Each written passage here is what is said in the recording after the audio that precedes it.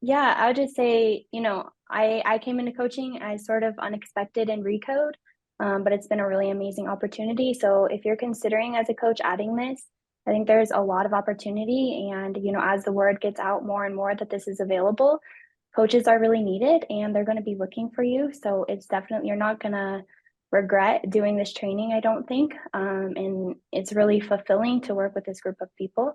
So again, I'm really grateful to be a part of it and to have been here today. So thank you. Yeah, thank you for being here. Well, I might as well go to your partner here, Dr. Dan. Yeah, so I guess I would say, so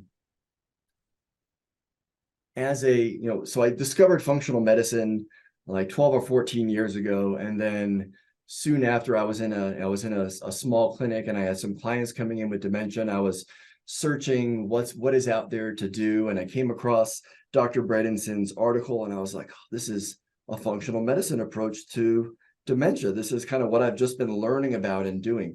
And it's just been, honed and refined more over the past 6 or 7 years, and been having so many more resources for us as providers and educating us and focusing more on the key areas that we need to be looking at to support people.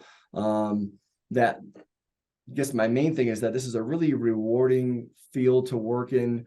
And, as a functional medicine doctor, or for any functional medicine providers out there, that you really get to use all of your functional medicine tools in addressing all of these different contributors to dementia. So it's really, you're addressing gut dysfunction and inflammation and hidden infections and all of these different areas that you sort of learn about, separately, and you're really combining all of those in this work you're doing. And like Julia had said, how all these other health and ailments got better after doing the program. I mean, you're really improving, whether you have dementia or not. If you follow this program, you're going to be improving your overall health in multiple dimensions for anyone. So thanks for the work you've done, Dr. Bredinson. Yeah, thanks, Dr. Dan. Julie, how about you? Yeah, I want to touch upon the question someone just had about why the Alzheimer's Association isn't endorsing Dr. Bredeson's work and why what we're doing isn't accepted by the mainstream. And to me, that's very frustrating because 11 years ago, I would have given anything for this information. And we're often accused of offering false hope.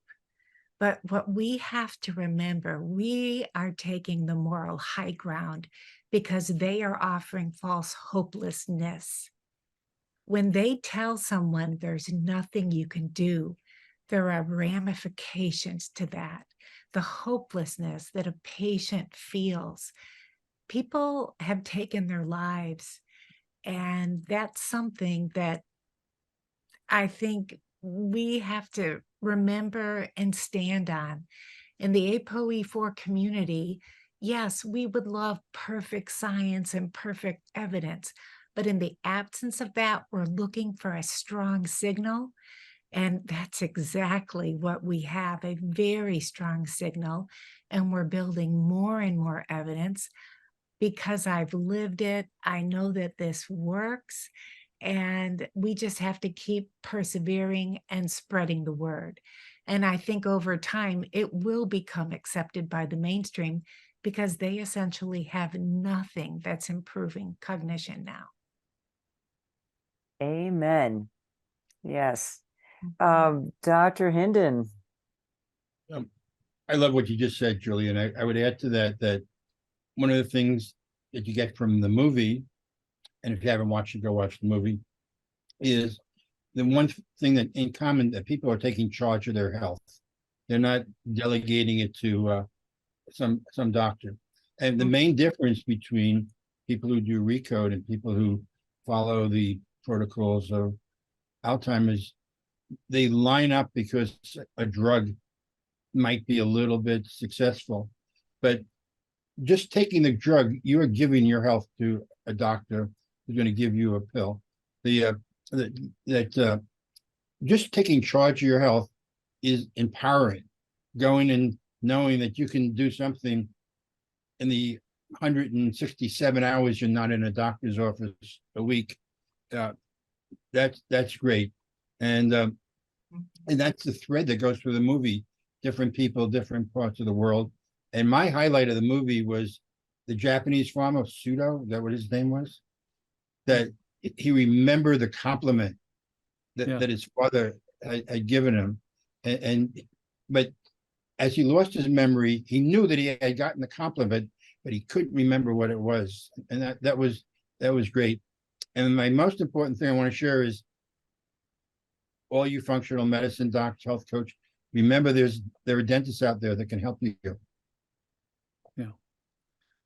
Yes, yes. And Dr. Bredesen, do you want to take us home here? Yeah, so I spent my entire career watching people die, and my colleagues and I, all neurologists, watching people die of Huntington's, ALS, frontotemporal dementia, corticobasal degeneration, Alzheimer's disease, Lewy body disease, vascular dementia, TBI. I mean, just on and on and on. The area of neurodegeneration is the area of greatest biomedical therapeutic failure. And when you become a neurologist, you accept that up front, that you're going to be seeing most of the people and having nothing to offer them.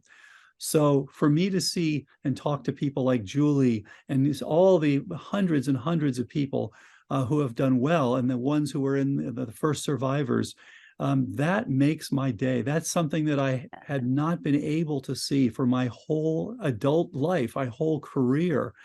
And so always interested in what are we missing here? What's the problem? And so I think that, we have this once in a lifetime opportunity. And as Howard said, it's going to take us all working together. It's the health coaches. We definitely see better results when people are working with health coaches. No question. It's going to take the health coaching. It's going to take the activists. It's going to take the citizen scientists. It's going to take the physicians, the neurologists. Years ago, I was at a meeting where they were trying to push these monoclonal antibodies that ultimately failed.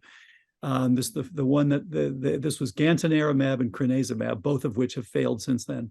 And they said to all of us, there were 25, quote, experts around the room. This is when neurologists would still talk to me before I said I had something to help. And they said, what's the future? And they said, we're going to have to train more people because there aren't enough neurologists to see all these people. Well, the reality is we now do have to have a change in the way that we think about this, the way we are active about it, the way we prevent it, and the way we treat it. With all of us working together, we can, for the first time, make this optional.